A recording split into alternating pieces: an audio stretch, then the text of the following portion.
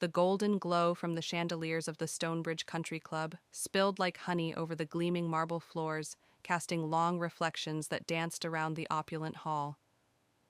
It was the night of the annual Carter-Wells Family Gala, and everything gleamed gold-silver pride. I stood near the edge of the ballroom, smoothing out the subtle creases in my deep navy cocktail dress. It was elegant, but simple, a sharp contrast to the designer gowns, polished tuxedos, and luxury watches adorning the guests around me like badges of honor. At 38, I was considered the family's missed opportunity, their polite euphemism for failure. The one who had all the promise, but none of the conventional achievements. Madeline, there you are. My cousin Brittany Carter-Wells called out, her voice smooth and effortless, like someone who never had to raise it to command a room. She glided toward me in an emerald green sheath dress that looked like it was custom made to showcase her recent promotion, senior executive at Carter & Wells Corporation. The title practically shimmered off her skin. We were just going around the room celebrating everyone's wins this year. She beamed, slipping her arm through mine with rehearsed familiarity. I smiled tightly and resisted the urge to glance at my phone. A high-priority message was waiting for me. Confirmation on the final sign-off for a $1.4 billion acquisition. The very deal Brittany had been losing sleep over for weeks. "Hey, Brittany," I said with pleasant ease. "Congrats on the promotion." She barely touched my cheek in a stiff air kiss, her perfume cloyingly floral and almost aggressive. "Thanks, darling," she replied. "I'm surprised you even heard, considering how independent you've been lately." The word hung in the air, independent, as if it were a coded insult. She gestured subtly toward a circle of well-coiffed relatives, their eyes flicking between champagne and career bragging. Daniel just made tenure at Stanford. Amelia launched her 4th boutique in Soho, and I'm leading the merger with Everline Industries. Just then, her mother, my Aunt Elaine Carter-Wells, joined us, a champagne flute in hand and a polished sneer ready to go. "And what about you, Madeline, still doing that consulting thing?" Her tone made it sound like I was selling knockoff handbags from a trunk in a parking lot. "Yes, still consulting," I replied calmly, taking a sip of my sparkling water. What I didn't mention was that I'd be leading a high-level meeting the next morning, a merger that could either rescue or dismantle Carter & Wells, depending on how things were steered. A deal she and Brittany were so desperate to finalize they'd practically begged for advisory help. 10 years now, Brittany said, shaking her head like she was reminiscing over a tragic loss. "Since you walked away from that role at Wellington and Chase, all that prestige, for what some boutique firm no one's ever heard of, I thought about my Aspen chalet, my penthouse in Tribeca, and the tech startup I'd quietly acquired last month. None of it bore my name. The brilliance of Phoenix Strategic Partners was its anonymity. As the founder and CEO, I'd built it into a quiet empire, an unseen hand shaping Fortune 500 strategies through layered shell corporations and deliberate invisibility. We're doing just fine," I said, allowing a flicker of a smile.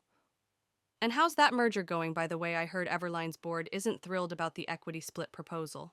For a second, just one heartbeat of time, her polished smile twitched. "It's handled," she said quickly, "but I wouldn't expect you to understand billion-dollar negotiations." Before I could respond, Bradley Carter, our ever-charming cousin with a glass of bourbon, strolled up, grinning. "Still in that tiny office on West End, Madeline. We're hiring, you know. Could put in a word admin support, maybe." I nearly laughed. His firm had just pitched my company last week for a role in the Everline merger, oblivious that the soft-spoken CEO on that video call was me. "That's generous, Brad," I said sweetly, "but I'm actually quite happy where I am." And tomorrow they'd all know exactly who had been holding the pen on the deal that would define their legacies. Honey Aunt Elaine chimed in, her voice coated with that saccharine sweetness only relatives can weaponize. Her champagne flute sparkled as much as her passive-aggressive concern. "You really shouldn't settle for just being comfortable." She leaned in with an arched brow and a pointed smile. "Look at Brittany. She's on the brink of finalizing the most important deal in Carter & Wells Corporation history. This merger with Everline Industries could define her career. If only they had any idea.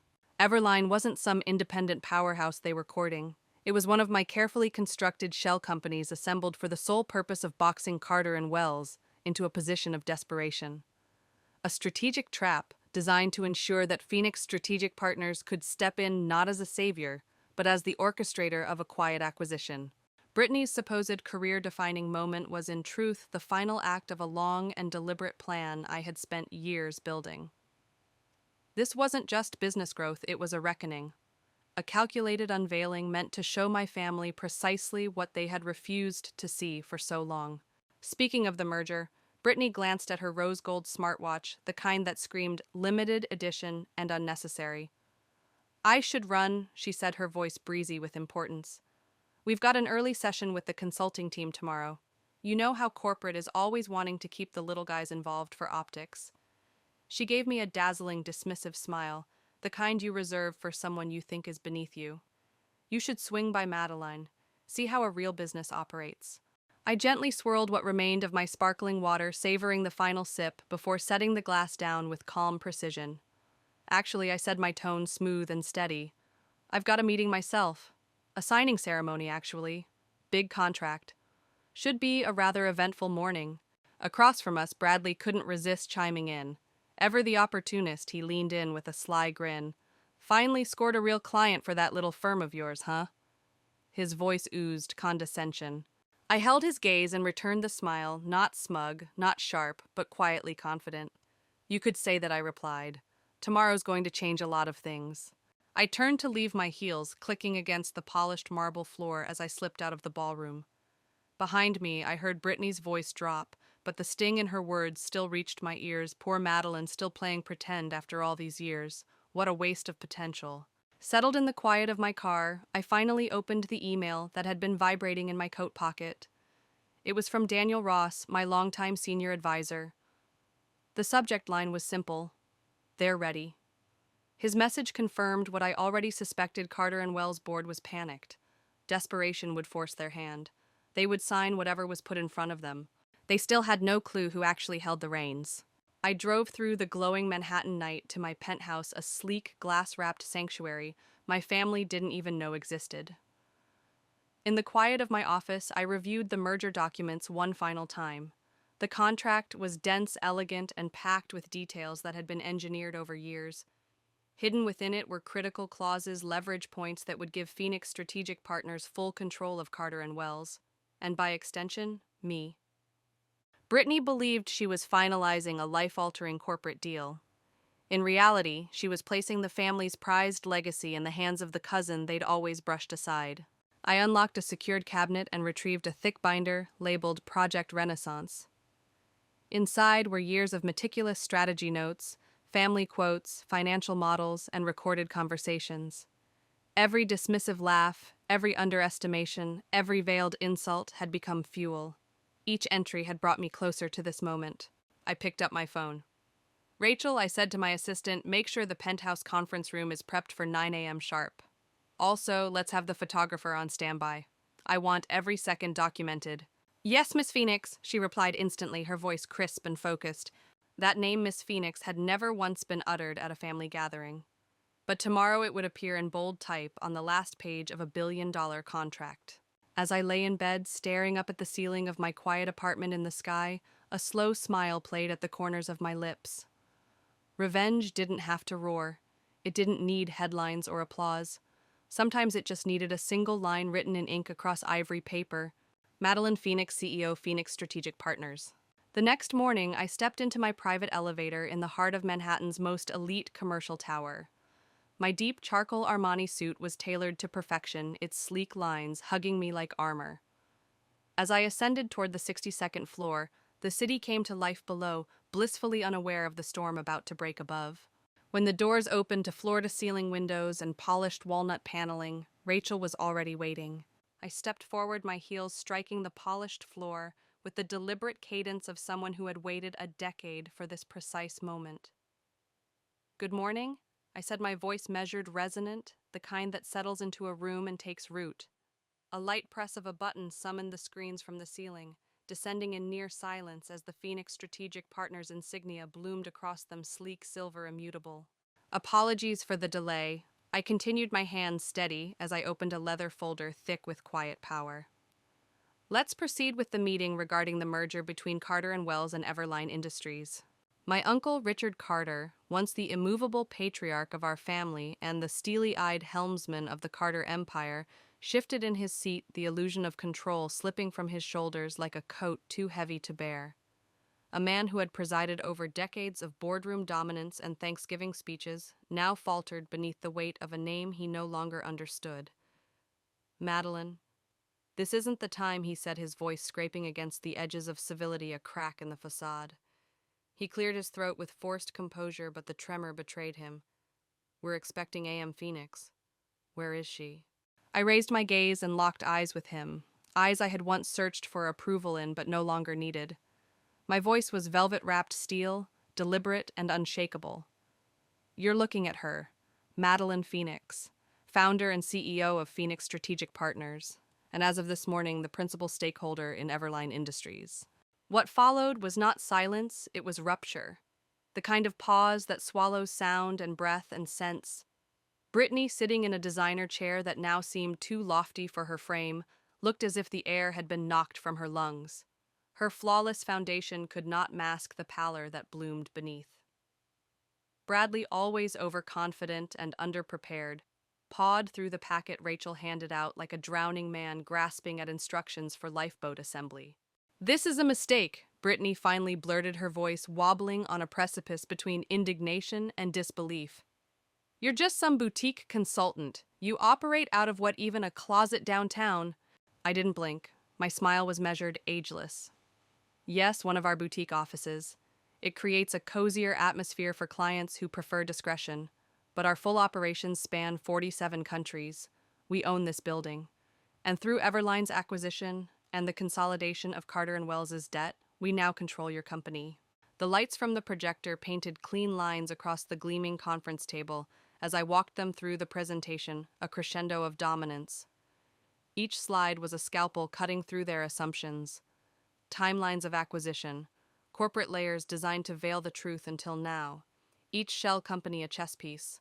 Every financial forecast a revelation of how I had restructured power while they played dress-up in legacy.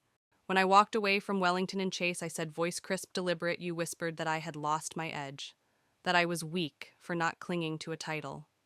What I was really doing was building something bigger than any of you dared to imagine. Richard's lips parted in slack astonishment. He leaned forward slightly, as if proximity would anchor him. Everline, it belongs to you, as does the firm that's been strategically acquiring your debts for the past 3 years, I said.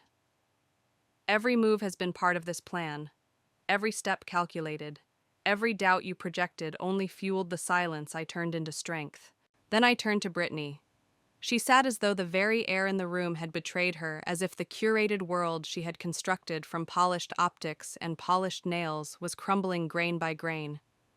You thought this merger was your victory lap, that it would redeem your shaky tenure. But this was never your deal. And these terms, this leadership transition, they are not yours to amend. Because this time I didn't come to pitch.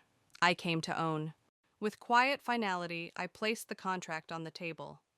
The heavy paper made a soft thump, but the weight of what it represented reverberated like thunder. Phoenix Strategic Partners will assume operational control of Carter & Wells, effective immediately. We will restructure the executive board, refocus corporate strategy, and reassign leadership where necessary. This change is not pending. It begins now. Bradley sprang to his feet, desperate to salvage relevance. You can't just take over. The board won't stand for this. I turned, slightly nodded to Rachel. She tapped her tablet with clinical precision. Instantly, the screen behind me shifted to display a cascade of digital signatures, each board member's agreement, each timestamp, a nail in the coffin of their assumptions. They already have, I said, my voice soft, but inexorable. The vote passed unanimously last night. After reviewing the debt analysis and facing the regulatory threats ahead, they understood one truth clearly. Without this merger, your company would not survive another quarter. Richard rose with the slowness of a man standing at his own eulogy. His shoulders sagged beneath the invisible weight of legacy surrendered. Why, he asked, and this time there was no fire in it, only disbelief. Why go this far? I paced my steps, echoing softly like a lecture delivered in a cathedral. Because 10 years ago you taught me that perception would always matter more than truth. That a polished surname and a crisp suit could eclipse talent and integrity. That in this world validation was granted, not earned. So I stopped asking. I stopped waiting.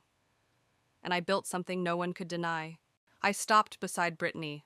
Her mascara was beginning to smudge her breathing shallow. Last night you called me a nobody. She said nothing. She didn't need to. Her silence finally acknowledged what her words never had. I returned to my seat, my posture regal in its stillness. One final slide appeared behind me. Today, Carter & Wells is no longer a family legacy. It's a subsidiary of Phoenix Strategic Partners. Brittany, your title as Executive Vice President is dissolved effective immediately. Bradley, your firm's legal retainer, is hereby terminated. And Richard. I looked at him one last time, not with cruelty, but with clarity. You will announce your retirement before the markets close. And just like that, the future shifted. What followed was a disoriented hour of ink drying on paper of questions too bitter to ask. One by one they exited, clutching folders like lifeboats on a ship already submerged. Only Brittany lingered. As she reached the door, I called to her. Next reunion, I said, remember, success doesn't always wear Chanel. The city glittered beneath the towering glass like an accomplice to my triumph. Rachel approached, coffee in hand, the warmth grounding me. Was it worth it, she asked.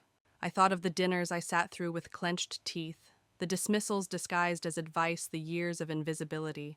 It was never about revenge, I said softly. It was about redefining what power looks like, about proving that you don't have to roar to lead. In the months that followed, Carter & Wells was reborn. Talent replaced entitlement. Leadership was earned, not inherited. Brittany found a role far from spotlights where humility finally became part of her vocabulary. Bradley's firm floundered in the vacuum we left behind. The next reunion was quieter, hosted in a sun-dappled garden rather than an echoing ballroom. There was no champagne fountain, no string quartet, no performative boasts about earnings and mergers. Instead, the soft rustle of leaves and the scent of blooming jasmine filled the air as old dynamics settled into something gentler. People lingered a little longer in conversation, spoke a little softer, and listened a little more. Fewer Rolexes ticked beneath custom cuffs, and more truth flowed in the space left behind by absent bravado. Aunt Elaine, once quick to pierce with sarcasm, approached me during a moment of stillness. Her eyes, once sharpened for scrutiny, now glinted with a hesitant sincerity. She asked without irony or condescension about Phoenix Strategic Partners. The name still made her wince, like swallowing something bittersweet, but she asked nonetheless. Later that afternoon, as golden light dappled the garden and cicadas hummed low in the trees, my father wandered over. The man who had observed in silence for so long, neither defending nor condemning, stood before me with the weight of quiet pride in his eyes. He didn't say much. He never needed to. Just wrapped his arms around me, strong and simple. I'm proud, he murmured, voice a blend of gravel and grace. Not just of what you've built, but of how you did it. And he was right. Phoenix had never been just a company. It was a vision, a declaration that leadership could be graceful, that strategy could be silent and still command the room. It was my rebellion, my redemption, and my gift to the world I had once felt cast aside by. In my office, above a sleek console of dark walnut and steel, hangs a photograph.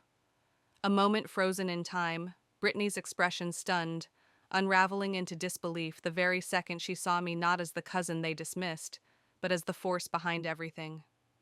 I don't display it to gloat. I keep it as a compass, a reminder that real power doesn't announce itself. It builds, it sustains, it lasts. They called me naive, labeled my ambitions unrealistic, dismissed my firm as a daydream. But that boutique consultancy, it just closed its 100th acquisition last week, an elegant, seamless integration of innovation and intent. But that perhaps is a story for another garden reunion. If any part of this story stirred something within you, if you've ever felt invisible in rooms where you belonged or doubted for dreaming differently, talk to me. Leave a comment. Share your journey. If you found a piece of yourself in these words, consider supporting this channel by liking the video and subscribing. Every bit of support helps amplify voices that build in silence and lead from behind the curtain. Because here's what I wish someone had told me. You don't need applause to matter. You don't need visibility to be powerful. Let them laugh. Then build anyway. Create something so precise, so profound, so undeniable, that by the time the world turns to recognize you, you're already leading from 10 steps ahead. Success doesn't have to echo their vision. It only has to honor yours.